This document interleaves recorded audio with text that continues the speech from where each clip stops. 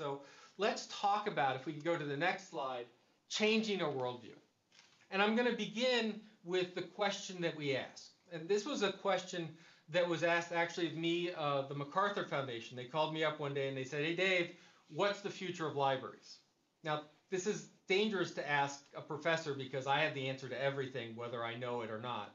And they said, no, we know you know, but could you actually find some data for us? That would be kind. I said, okay, fine.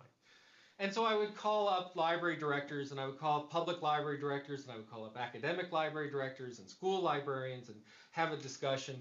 And we go back and forth, and I'd say, what's the future of libraries?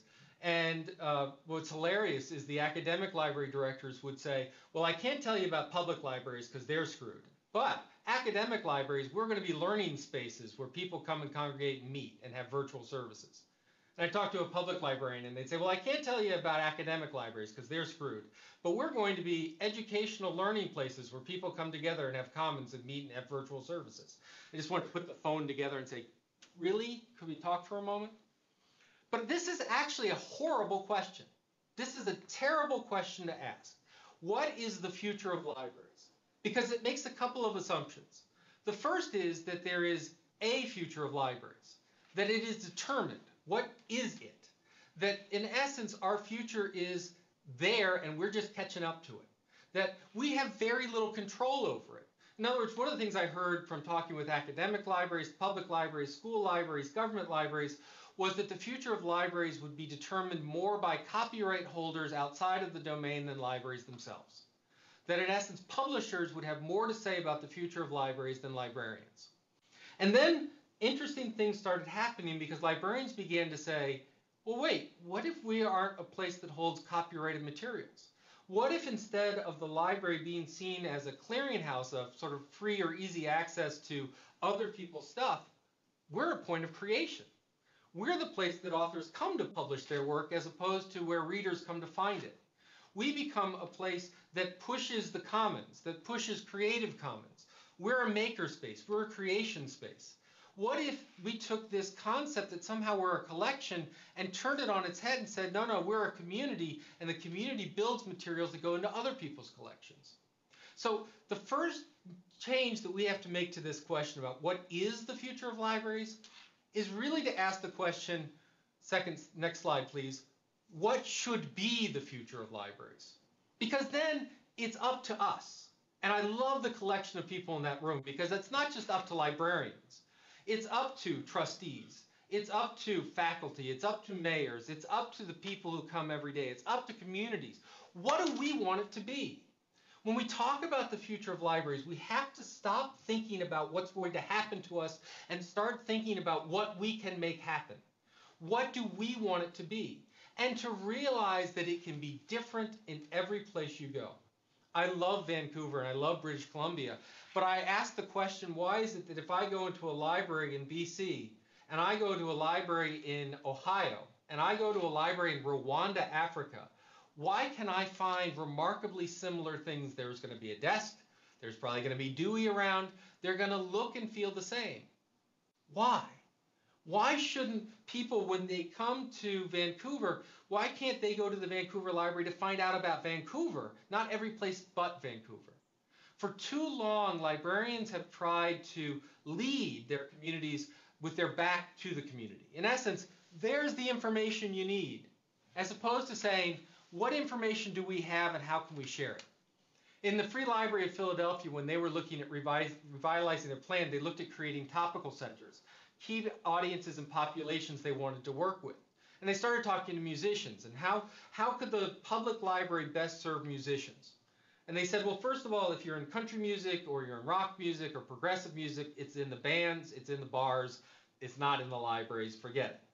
But when you talk about classical music, world music, alternative music, there's not enough venues in Philadelphia for us to perform, and performance is the key to us being sort of acknowledged and real. So they said, what do we need out of a public library? We need 2 grand pianos on a stage. We want to compose music, we want people to filter and select that music, but then we want to perform. And the library is absolutely welcome to capture that performance, share that performance. In essence, if you want to know what the music of Philadelphia is, you go to the Free Library. So maybe that's free library in Philadelphia's future, but that's not the future of Ohio or Rwanda or what have you. So when we look at our question that we ask, when we look at innovating, when we look at what we want to be, we have to realize that we have that power. Now, taking the question, if we'll go to the next slide, let's revise it a little bit more. What should be the future of libraries, but are we really concerned about the future of brick and mortar? The only thing a library can do is exert gravity and decay, right? The building is there to house things, but it's just a building, right? You take out the brick, it can look beautiful, it can look amazing, and there's power within space, but in essence, the building can't be a library. It takes people to make a library. It takes librarians to make a library.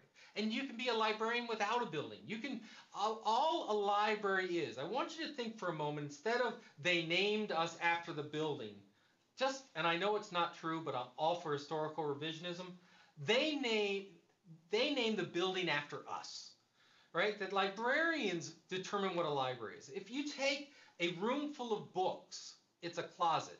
If you take an empty room with a librarian in it, it's a library. You give them an Ethernet connection, a wireless connection, and within weeks there'll be pathfinders, there'll be information resources, they'll be reaching out, they'll be having consultation hours, they'll be having story time, what have you.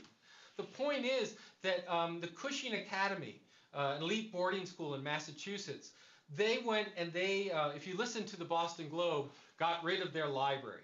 They gutted it. And what they did was they did an inventory, and they found out that most of their nonfiction resources were woefully out of date.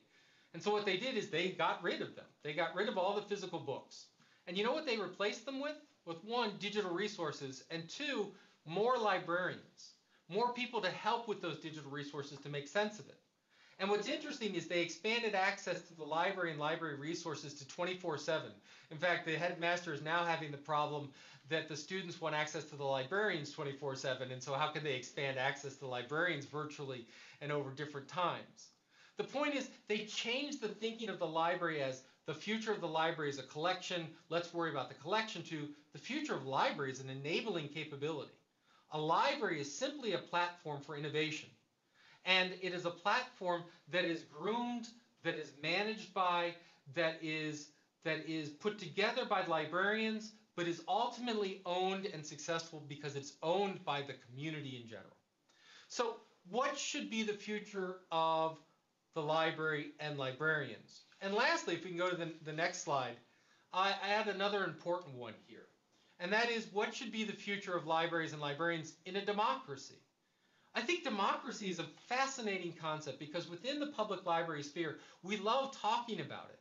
And yet, as Bushman and others will tell you, we've done a horrible job of showing whether it has an impact. Did the number of library cards increase or decrease last year during the election? Was that in any way adjusted to people being more or less informed by civic and local activities? Have we ever studied the idea of raising community awareness and community programs? Have we looked at the link between library use and voting and participation? Because democracy is more than just voting, right? Democracy is showing up.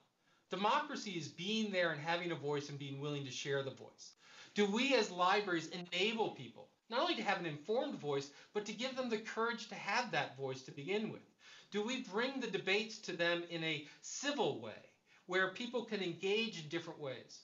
There's a great set of library activities going on throughout Europe now called sort of the Library of the Humanities. And what they do is they bring people in and they lend out people.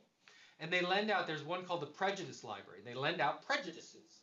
You know, if you've never sat with a black person, here's a black person. Never sat with a homosexual, here's a homosexual. Never sat with someone of Arab descent, never sat with someone of Jewish, etc. And what they do is they allow people to encounter different views, but they do it in a library because it's a civil space, it's a trusted space, it's a safe space, it's an environment that allows this type of engagement. How can that be part of our collection, where our community is our collection? Not the books on the shelves or the DVDs or the things that we subscribe to. Those help our collection. Those inform our collection. But our collection is our community. That's the most valuable resource. That's the most valuable asset you have. That is the basis of democracy. Think about all the importance and words we put behind democracy, and then think about how much time you spend in board meetings, in staff meetings, in budget meetings, where we talk about technology, technology, technology, technology. How is that technology enabling us to get at our true mission?